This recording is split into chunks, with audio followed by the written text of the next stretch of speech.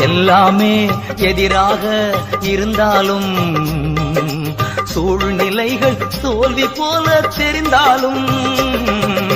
எல்லாமே எதிராக இருந்தாலும் சூழ்நிலைகள் தோல்வி போல தெரிந்தாலும் நான் கர்த்தருக்குள் மகிழ்ச்சியாயிருப்பேன் தேவனுக்குள் களி கூறுவேன்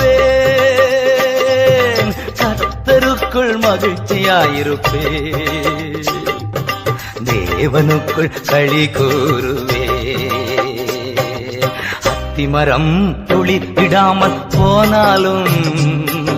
திராட்சை செடி பலன் கொடாமல் போனாலும் கர்த்தருக்குள் மகிழ்ச்சியாயிருப்பேன்